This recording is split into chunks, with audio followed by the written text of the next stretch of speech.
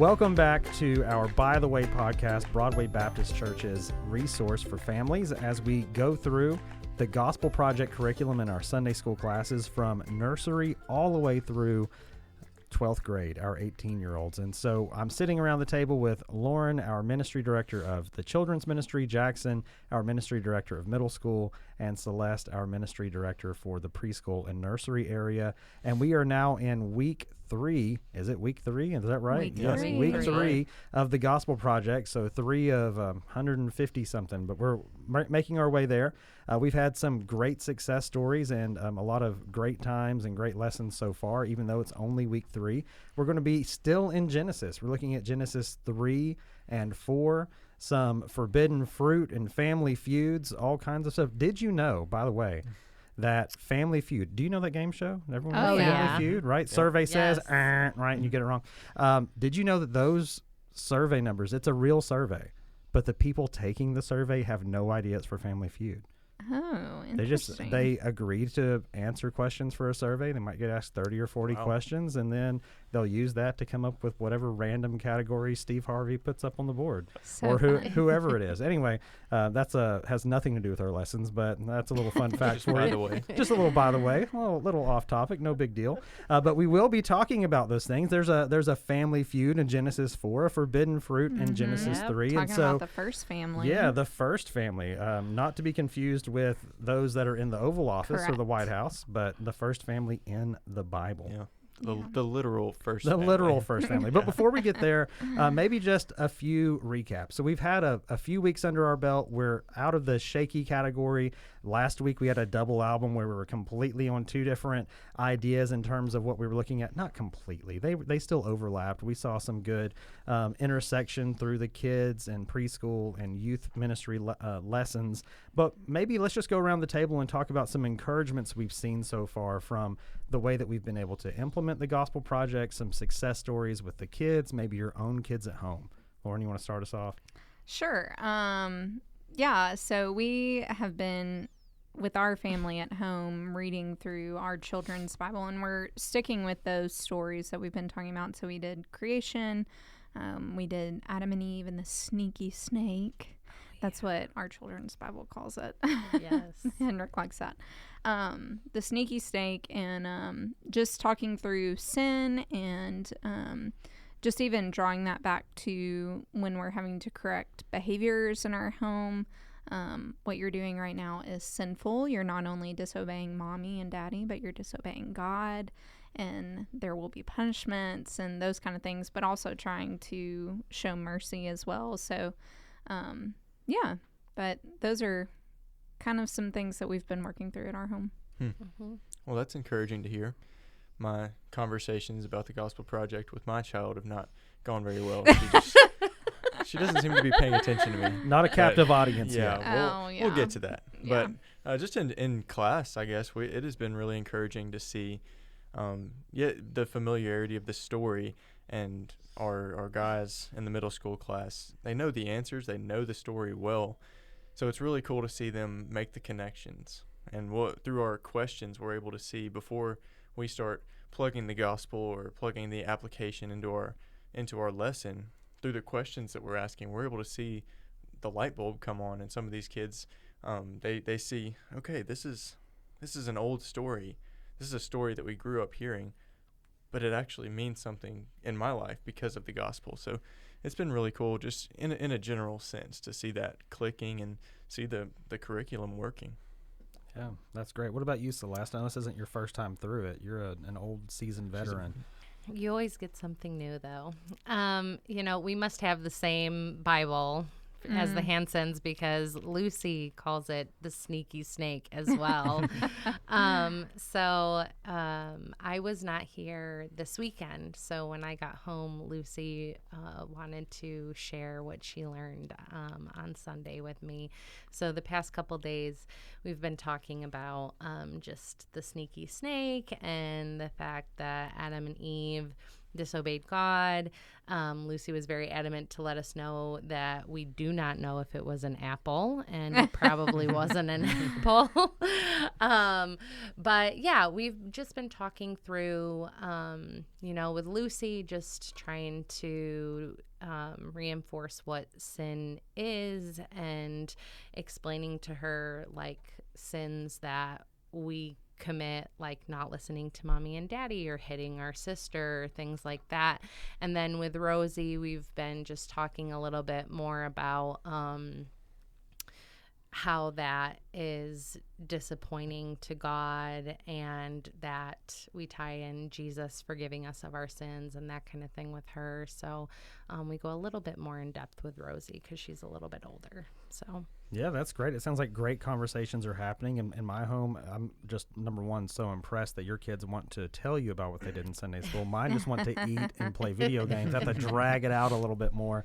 But as I do it, I at least know what kind of answers somewhat to expect, right, from going through the lesson, from sitting around the table and talking out this podcast. And hopefully it's helpful in the listening end. But I was encouraged this week. I know my older kids talking about boundaries and still having freedom in a relationship with God, but that freedom doesn't mean that we can do whatever we want. That true freedom comes from valuing and staying within God's boundaries. And it was a good conversation. So hopefully, parents, you're having those conversations too. It can be as easy as, hey, what did you learn in Sunday school? And then some ways by maybe listening to this podcast, keeping up with the curriculum, and those notes that we'll send out monthly in our newsletters. All kinds of newsletters that are going out, that you'll be able to track with where your kids are and maybe be able to go beyond, how was Sunday school? Good. Because if we don't ask anything else, that might be where the conversation stops. Right. Some other encouragements from this past week. I know my family and the Hansons, and there were some other church members there, were at the Family Equip Conference with Don Whitney at Longview Heights, and he was going through his book, Family Worship. And if you're not familiar with that phrase or that terminology, that means that we are spending time with our families worshiping, really kind of breaking it down into three very simple categories: reading and explaining the Bible. And it doesn't have to be a very long, robust study or passage. Praying with one another about what does the Bible say and how can we respond to God through that, and singing a song. It doesn't have to break out the guitars and the keyboards and the tambourine. It could just be literally you're singing and it's just your voices in your living room or in your bedroom, something like that. And so it was an encouraging reminder that we should be doing those things with our families, that husbands and fathers should be leading their families in family worship, and wives should be supporting and their husbands in that endeavor as well. Lauren, anything else on that, or Jackson or Celeste on that idea of family worship? Well, I will just say one encouragement that I received from it was that he shared a lot from his personal life and just said, not once after family worship every night did I go away and just say, wow, that was awesome. Like, we really met with God and the Spirit was moving. He just reiterated how crazy family worship often is, especially in our, literally that night we went home and we were having family worship with our kids. And I'm not even kidding. I don't even know how they did it, but both of our children simultaneously fell off the couch and fell into the coffee table, and they're both screaming, crying, and we're trying to read our Bible story, and then they start fighting, and I'm like, okay, it's fine. It is what it is. So it's a good encouragement to know that these things aren't always prim and proper. They're not always put together. It's going to be a mess, and kids will be screaming and running around the living room, and dogs will be barking, and you'll be rushing them off to bedtime right after whenever you do it.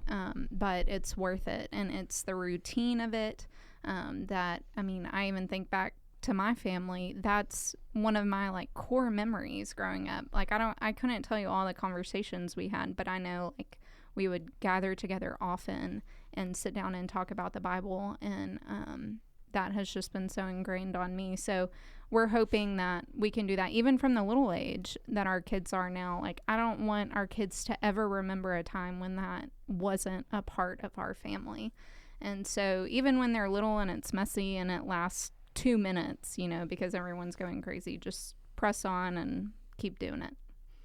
Yeah, that's a great word. And, unfortunately, my kids will remember times that we weren't doing family worship. It's not a concept that I grew up with, and it's not a concept that that I put into practice when my 14-year-old was little or my 11-year-old was little, but that's okay. It's not too late. And, we've been able to see God work through that. We have little Eden who just screams, more songs, whenever we stop singing. And so we definitely have to do the songs last. Otherwise, Edna comes out and will terrorize our family worship. But it's been a good time. Celeste, Jackson, any word? Yeah, we didn't go to the conference or anything, but we've been to ones that have been here, at Broadway previously. And I think one of the things that we have taken away is similar to Lauren, just having realistic expectations of what our children are capable of doing. And also, we have just found for our kids, the more that we can get them involved in it instead of just sitting and listening, the better it goes, because they feel like they're doing something, they're involved. So right now that includes Rosalie is typically the one reading the scripture, and Rosie is 7 and she just learned to read, so it is as slow as molasses getting through the scripture, but it's sweet hearing her read it, and she is much more engaged and pays much better attention to what is being read, and because of that asks deeper questions, and so it's a sweet time now that she can be more involved for sure. Well, I can definitely attest to to a degree the craziness of family worship. Just having one very young baby. Mm-hmm. Before Elliot was born, and Britt and I are just having our time together in the Word and our prayer time, and we would sometimes have singing in our family worship. That was something that I'm not a great worship leader, and so I kind of fell short on that. But Britton has picked it up a little bit. It was a sweet time, and it was good memories when it was just us and doing that. But we have tried nobly, but we've fallen short so many times, because I'll try to read the Bible with Britton when she's feeding the baby, because that's one of the only times she's sitting still, not doing anything, or the baby will be trying to go to sleep and she'll start screaming, and so we haven't gotten very far, and obviously Elliot is not going to remember this time, but I do want her to grow up not remembering a time where we didn't at least attempt family worship. So.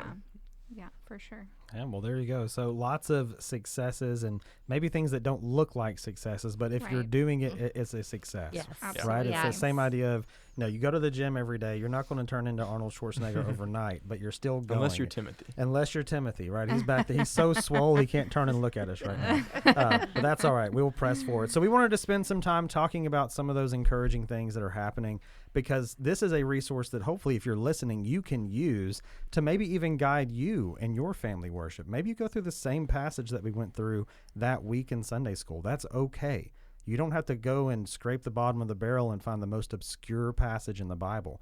It's okay to use the same lesson, the same points, and reinforce those things, but you get to do it as a family. And you're going to see maybe some questions come up that didn't come up otherwise, or you're going to see some chaos come up that didn't come up otherwise. But either way, it's a great resource. And, my kids see that opportunity, they see that time, and I'm just so thankful that most of the time they aren't fighting, but they do spend 30 minutes looking for a Bible, and they do want more songs. And you have one kid saying, "Can I bring the keyboard in here?" No, you can't bring the keyboard. And it's already now 45 minutes past bedtime, but we press on anyway. And so let's get into this week's material. We're looking at Genesis 3 for the middle school and high school classes, and Genesis 4 for the children's classes. So even though we're in a little bit different text, the kids and nursery preschool finished Genesis 3 last week. Even though the text is a little bit different, we're still talking about really the same principles in both texts. Mm-hmm. Sin is coming. It's here in Genesis 3, and Adam and Eve sin. they disobey God, and there are real consequences for that. And even in those consequences, God shows that he is a merciful and loving God to Adam and Eve instead of wiping them off the face of the planet immediately. In Genesis 4, as we look at that first family, the literal first family, in that account of Cain and Abel, we see that sin is infecting more than just Adam and Eve. It's now spreading to everyone who is born of man. And there are real consequences because of that sin, and there's real mercy that we see as a result. So let's look at first the middle school and high school, just because we're chronologically first, right? We're in Genesis 3. And let's talk about our two main points. Number one is that sin leads to shame and separation. Jackson, where in the account do we see the shame and the separation that sin brings into the world? I don't think I know anywhere where Adam and Eve experienced shame. No, they just were proud of their sin and went forward. Proud of their nakedness. The Bible is over. And all of that. No, obviously we see that just from a physical perspective, before sin came into the world, before they took of the fruit that they were not supposed to eat, Adam and Eve enjoyed fellowship with God, fellowship with one another, and they enjoyed being made in God's image. And part of that, part of the way that God created them was they were naked, and they were not afraid, not ashamed of that, and it was a wonderful thing. But because of sin, that's even hard for us to talk about today, because of the shame that comes along with having our eyes open to good and evil, having our eyes open to the shame of our nakedness. And so that was a physical consequence, but spiritually, they were ashamed to be around God. When Adam and Eve hear God walking in the garden, and they hide themselves, not because they're playing a game of hide and seek, but because they're ashamed of their sin. They are ashamed because they know God is holy and he's perfect, and we had perfect relation with him, but now our eyes are open to what we've done. Our eyes are open to the difference between us and God. And so there are physical and spiritual consequences that involve shame when they sinned. Yeah, exactly. And so even though our consciences now are seared by sin, they're not working the way that they should work, even in that, in our innermost being, we know when we're doing something that's wrong. We could look at Eden. You could probably look at Raylan. It won't take long before you have to look at Silas and these other babies. And they know, such an early age, they know when they're doing something wrong, and they try to hide it. Eden's little trick right now, she'll walk by the couch and she'll start waving bye, because you're not supposed to look at whatever I'm doing next. And you think, man, how do they learn these deceptive tricks so early? But they're also, it leads to shame, right? When something is wrong, when something is broken, when the rule is misapplied, or they rebel against that, when we do that, we immediately know. And we, like Adam and Eve, try to cover that thing up. We try to hide from God. We try to make excuses. And then we literally, like they did, try to cover it up. They tried to make for themselves clothes because they were ashamed in their current sinful state. And we maybe don't have to try to knit our fig leaves together, but we still try to cover up our sin, cover up our circumstances, and avoid those consequences. I think also in the same way that Adam and Eve, their shame led to them not wanting that fellowship with God in that moment because of how ashamed they were of their sin. It's the same way for us, that when we sin, we are so I think the enemy flips his tactics. At first it's temptation, right, showing us the enticement and the enjoyment of sin. But then once we partake of that sin and we've sinned against God, then the enemy flips that, and it's despair. It is pointing out our wrongdoing, and the enemy is telling us, and even our own sin is telling us, you can no longer have fellowship with God. You can't go back because you're too evil, you're too bad, you're too wicked. And I think that shame plays a huge part in our daily battle. Certainly. And beyond that, we have to remember that not just is there shame and separation that's present, even though certainly Satan uses that to dig even bigger ditches and create even larger chasms than maybe are there between us and God. There's also now a loss of intimacy between Adam and Eve. Right? I think as Anthony Hoekema says, there's three really spheres of relationships we have: a relationship with God, relationship with humanity, with one another, and the relationship with the creation that God has made. And all three of those things are now skewed. Adam and Eve are hiding from God. That relationship is marred. It's broken. Adam and Eve are now putting physical barriers between one another that didn't exist before. There's a loss of intimacy.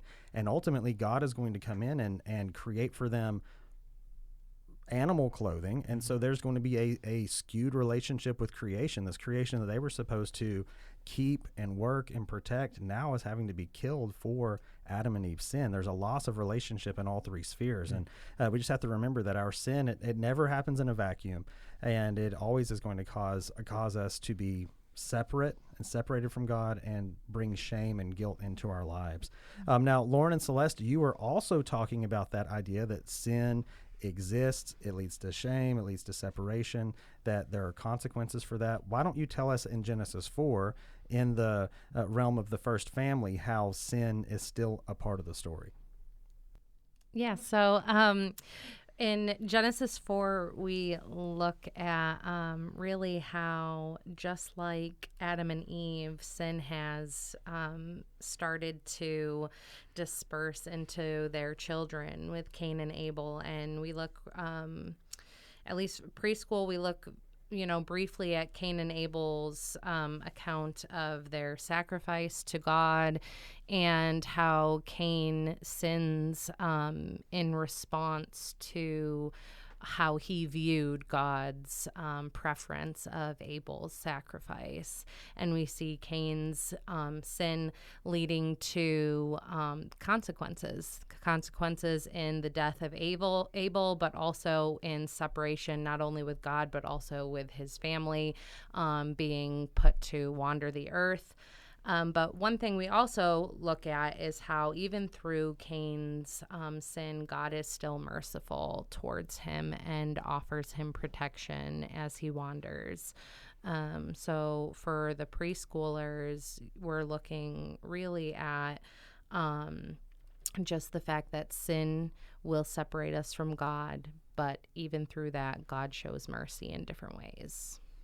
Yeah, one of the questions that we're talking about this week is, okay, obviously we know sin does have consequences. Sin does lead to punishment, but why does God need to punish sin? And kind of what Jackson mentioned a minute ago, God is holy. And our big picture question that the preschool and kids are talking about this unit, just a reminder, who is God? The answer is God is the creator and ruler of everything. And so when we sin, we're saying, God, I don't want you to rule my life. I want to rule my life. And so bringing kids to that point of seeing, okay, Adam and Eve, they didn't want to submit to God's authority in their life. Cain, he didn't want to submit to God and the word that he shared to him. They wanted to be on the throne of their lives. And just like we want to be on the throne of our lives. Mm-hmm. And so in any kingdom, any good king punishes rebellion of that sort. And so God, being the ultimate king, the King of Kings, he has to punish those who rebel against him and his will. That's what makes a good king. That is what makes a righteous king. And so just talking through that with your kids, how specifically in Genesis 4, how Cain rebelled against the design God had placed within him, how he rebelled against the plan for sacrifice in Genesis 4. And I guess I'm going to go ahead and give like the punch, line, and sinker, like Genesis 3, we see, over and over again, you're like, okay, there's going to be a descendant. There's going to be a descendant, right, who will obey. We see that in Genesis 3:15. And so Genesis 4, it's funny when you come in, you're like, okay, we're looking for this descendant. And you're like, okay, it's not Cain. It's not Abel. He's not here. What about Seth? Nope, not Seth. And so it kind of like sets us up for reading the entire Old Testament. We're like, when is this good descendant going to come? Because every single one we have seen thus far and will continue to see does not fit the bill. They're not the descendant who will defeat Satan. They're not the descendant who will take the punishment for everyone's sin. And so, just pushing your kids to that like tension of we're waiting for this perfect descendant to come. And ultimately we know that's Jesus from that passage and others. So yeah, and that is our Christ connection for, preschoolers and kids this week, is that Cain was not the rescuer that God promised to send, and families grew and sin spread, and people waited for God to keep his promise. And one day God would send Jesus to rescue sinners. Mm-hmm. Yeah, that's perfect. I love reading through the Old Testament with that in mind. And you see Moses, you think, oh, is it Moses? Nope. Oh, is it David? Oh, nope. Is it any of these kings? Absolutely not. But we get this more narrow definition of who are we looking for? And finally, we get that in Jesus Christ, which is amazing.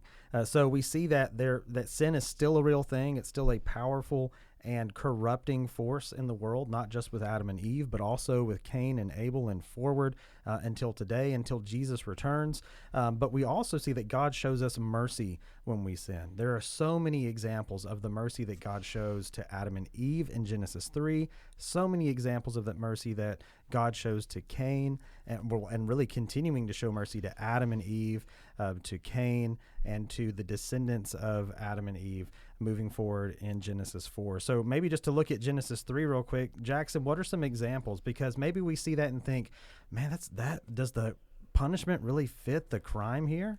Or is God just being unnecessarily mean? Are there any examples where God is being merciful in places where he should, or at least has the ability to go further than he did? Well, so we talked about from Adam and Eve's perspective, when they sinned, they were ashamed and they separated themselves from God by hiding from God.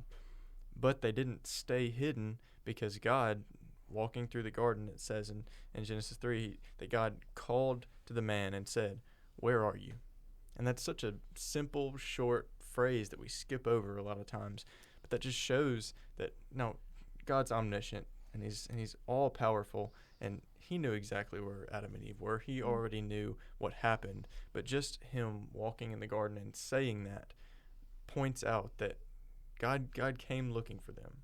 He didn't say, okay, they've sinned, I'm just going to let them go off and do their own thing now and continue living for themselves. He wanted to bring them back. And that's why he made it a point to call out, "Where are you?" to make it known that he's looking for them, looking for them to be brought back to himself. But we also see that when God finds them, when Adam calls back out and says, "God, we hid ourselves because we were ashamed," and obviously that's because they sinned against God. Their eyes have been opened now. They know good from evil. They know that they're naked. They know that they're separated from God. But in that moment, he didn't kill them immediately. He didn't kill them. He did not. Their opportunity to be brought back did not end there. Where their sin may have told them, this is it, you can't come back from this, you cannot have fellowship with God any longer. He was merciful in showing them, he gave them more time.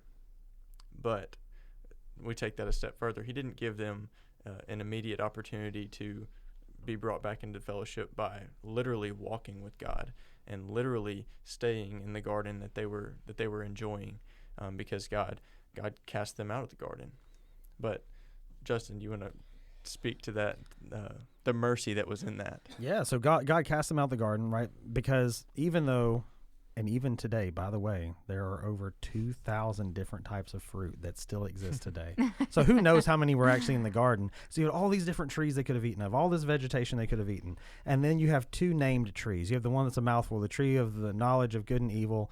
Don't eat that one. And then there's this thing that we learn is called the tree of life. Like, that sounds like a pretty good tree. Why didn't I pick that tree to eat? And I picked the one about knowing stuff instead. Because he didn't say that one was off limits. Yeah, right. You could have had this good one, but you chose this other one. But once they had their eyes open to sin, once they had rebelled against God and broken literally the only command in the entire universe at that point in time, then they couldn't live in that sin forever. God did not allow them to live in that sin and that shame and that separation for eternity. And he kicks them out of the garden where the tree of life is. He puts up the angel bouncers, right, the guards there, to make sure that they don't go back in and they don't eat from the tree of life, so that they don't live eternally in this corrupted state. Even that, kicking them out and saying, you have to go, is God showing mercy. And you have to die. And you have to die. And so we're looking forward to, well, when is this going to be restored? When will they be able to partake? When will we be able to partake of this tree of life? My 6-year-old asked me this week, Daddy, where is that tree? Well, I was like, buddy, you're not going to find it here, right? It's not in the backyard or anywhere else. And so, we're going to have to wait until we are in perfect fellowship with God in heaven to partake of that eternal promise that was right before Adam and Eve in the garden, but they chose something else. But even in that, that's a way that God showed mercy. What about Lauren and Celeste, Genesis 4? What are some ways God showed mercy through that insane story? Yeah, so, first of all, once again, you see God seeking out Cain and Abel specifically. He accepts their offerings, and he converses with Cain. He warns him against the sins festering in his heart against his brother. And then even after the fact, after he kills his brother, once again he comes to him, and he literally protects him by sealing him. Yes, there are consequences to his sin, but when you think about the punishment that he could have received, God was merciful in not giving that to Cain immediately. One resource I want to plug to you guys, there's tons, but this one is by Marty Mikowski. That's a last name. But it's called Long Story Short. And there's actually a companion volume called Old Story New. But I went out to the Book Nook. There is one copy of each, so y'all can fight over it on Sunday morning, whoever gets there first. But the subtitle is 10-Minute Devotions to Draw Your Family to God. And it would actually be really great working through the Gospel Project with your family, because it takes a passage of scripture like this week 4 is about Cain and Abel, but it splits it up into 5 days of reading. And each day has different activities and questions. And so I just wanted to share with you some of the questions that they give in this book that I thought were really helpful. Talking about being angry, can you remember a time when you were angry? Did staying angry ever bring about anything good? And so talking through how we feel anger towards others. How does God warn us when we sin? Just like he warned Cain. We often get warnings before we get punishment, and that is a mercy. And so talking through that with your kids. How was Jesus different from Cain? Thinking through Jesus's life with his brothers and sisters on this earth who mistreated him. How did he respond differently? So anyway, just a good resource, and then hopefully you can maybe even use some of those questions this week talking through these ideas of sin and mercy. There we go. That's perfect. And so we want to make sure that when we come away, the big takeaways from Genesis 3 and Genesis 4, that yes, sin is a real thing. It does deserve to be punished. God must punish sin because he's righteous. And then we can talk about ways in our own home. How do we use the disciplines that we enact in our own kids? And Lauren, you mentioned this earlier. How do we use discipline and the rules that we have to discuss sin and the right punishment for those things, and making sure that we're showing mercy in the midst of sin, right? Our kids are going to sin. Newsflash, we're all sinners. I'm going to sin. Jackson, I'm sorry, bud. You're going to sin too. Every one of us have during this podcast. You may have, and we won't share that since the cameras are off. But we're all sinners, and we all are in need constantly of God's mercy. And so we have to make sure as parents that we remember that too when we are raising these little sinners, these little depraved beings, that they need mercy as well, just like we do. So, listen, a lot to think about, a lot to chew on. Although this might be a little bit longer than our other podcasts, but hey, those car rider lines are long, so you've got plenty of time, especially at the beginning of the year. Pick up those kids and listen to the podcast.